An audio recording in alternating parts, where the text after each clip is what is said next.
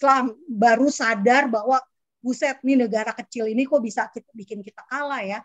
Makanya kita harus bersatu dong. Makanya baru terjadi namanya pan-islamisme gitu. Nah, biasanya nih anak-anak mahasiswa universitas Islam nih tahu betul lah kapan dimulainya pan-islamisme.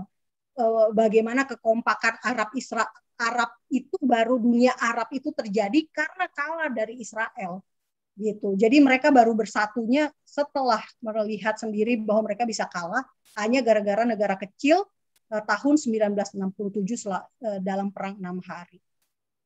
Nah, ini tadi kan si Bapak siapa Jujika bertanya tentang Arab Palestina tahun 1988. Betul Bapak, Yasser Arafat sudah mendeklarasikan tahun 1988 di depan Liga Arab yang waktu itu ada acara kongresnya di Aljazair, mereka Arafat mendeklarasikan kemerdekaan. Dan ini adalah bukti dari pernyataan kemerdekaannya si Arafat. Anda bisa lihat sendiri, saya stop share dulu. Di sini ya, saya akan memperlihatkan, sorry ini udah benar tadi. Di sini. Anda bisa, sorry, salah. Anda bisa lihat, saya mau kasih lihat di sininya nih. Ini dia. Oke, mana dia? Ini dia. Nah, ini dia. Situs resmi negara Palestina di PBB. Jadi ini Bapak Ibu, situs resminya. Dan ketika Palestina merdeka, Indonesia langsung mengakui kemerdekaannya. Ini ya, jadi ada resmi, Bapak Ibu bisa lihat sendiri, palestine.un.org. Kelihatan ya Bapak Ibu? Nah, saya cari Indonesia.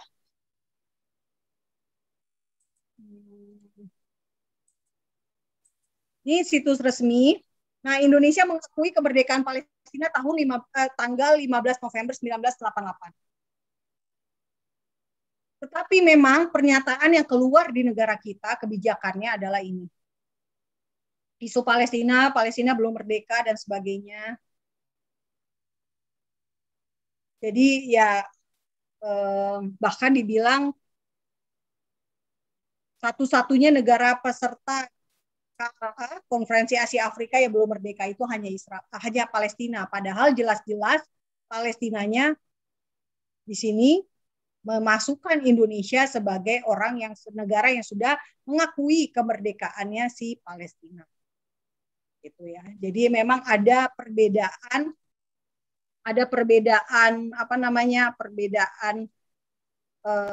pandangan karena memang tahun 1988 itu di masa Soeharto.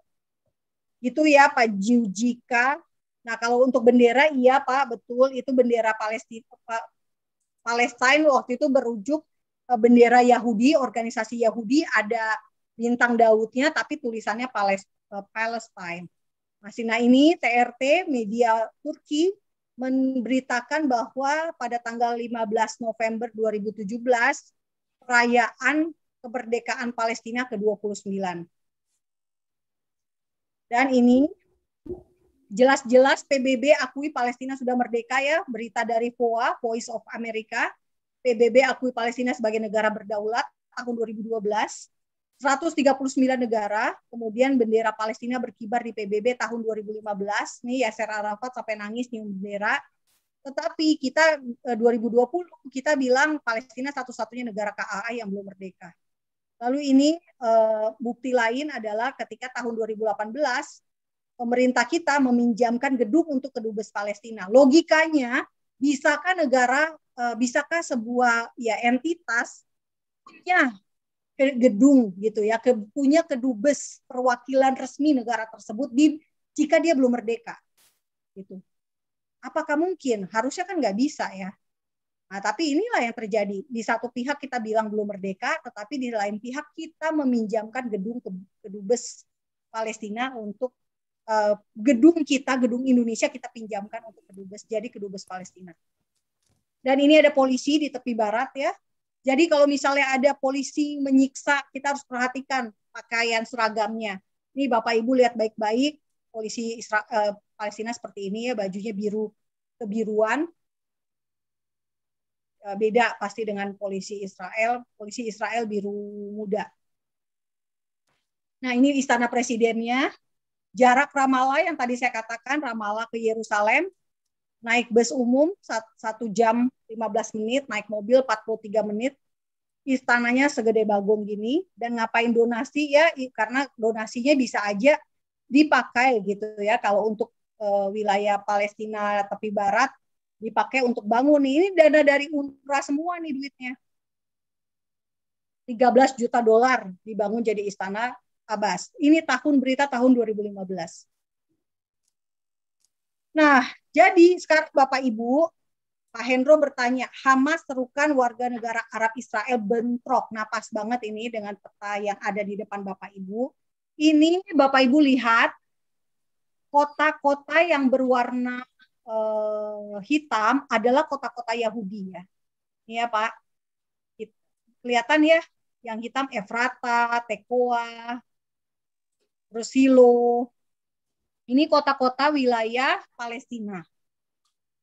Wilayah Yahudi. Nah, yang warna orange itu Janin tadi ya, kota-kota wilayah di tepi barat yang untuk orang Arab.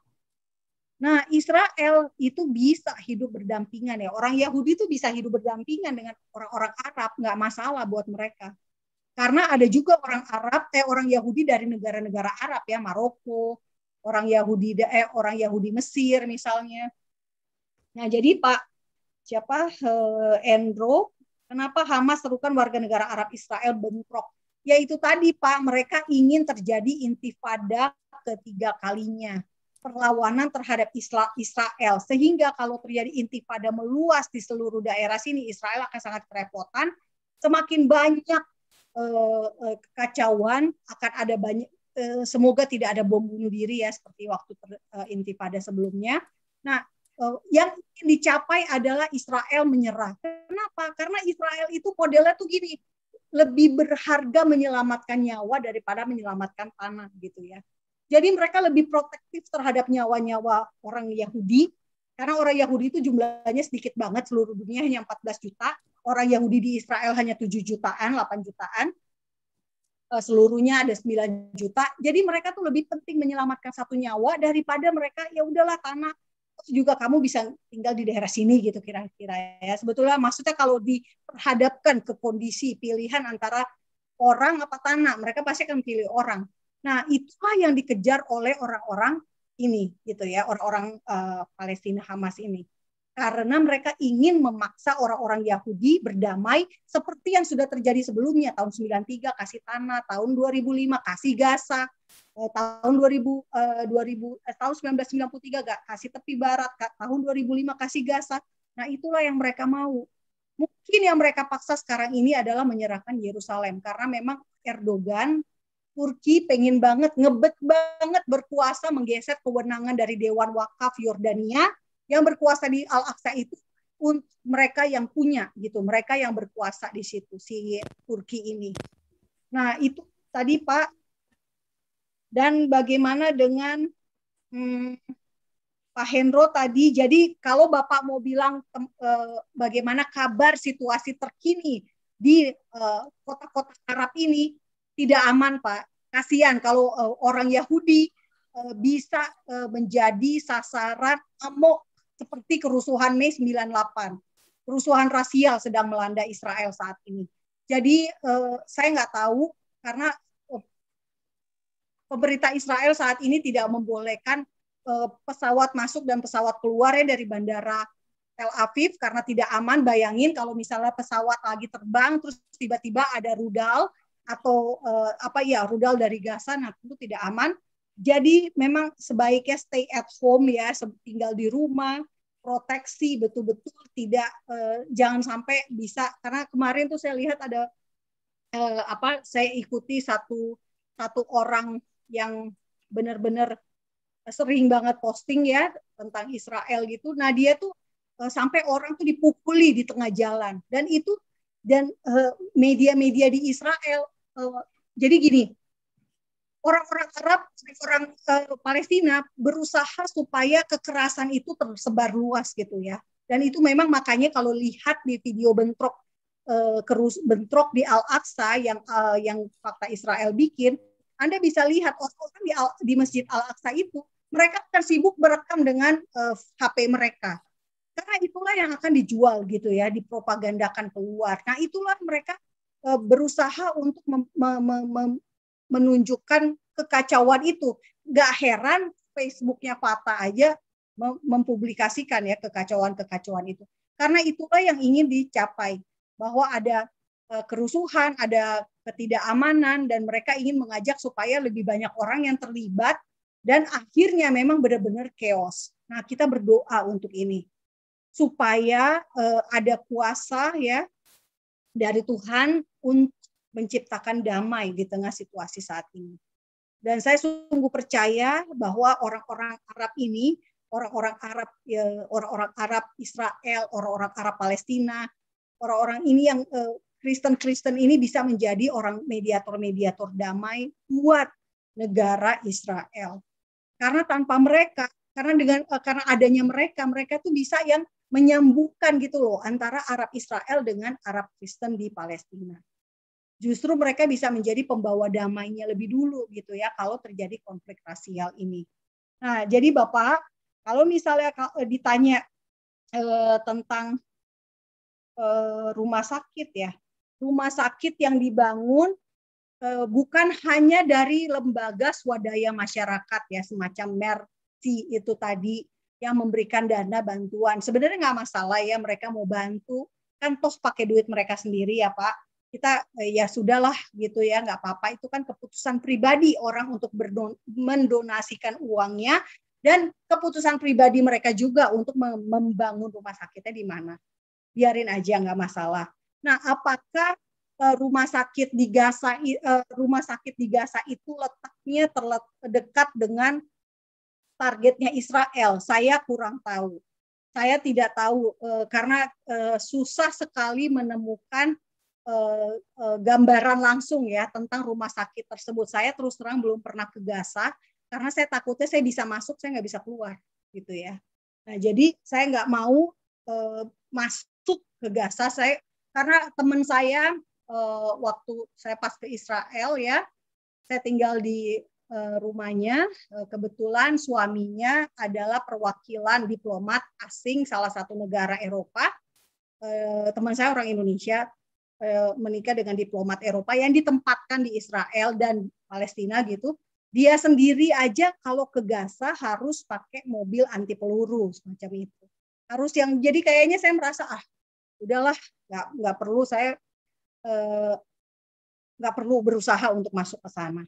Jadi saya tidak tahu lokasi rumah sakit Indonesianya itu tepatnya di mana, karena memang informasi tentang rumah sakit ini pun tidak pernah utuh gitu ya.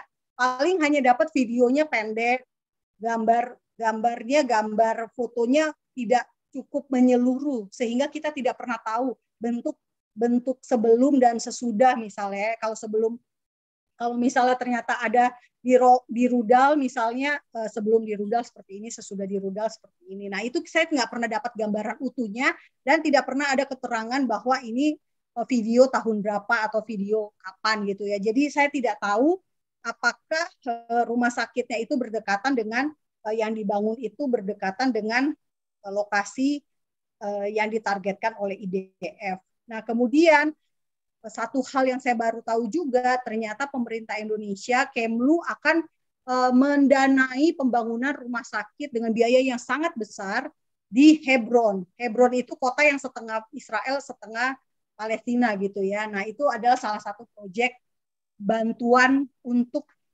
Palestina yang dilakukan Indonesia.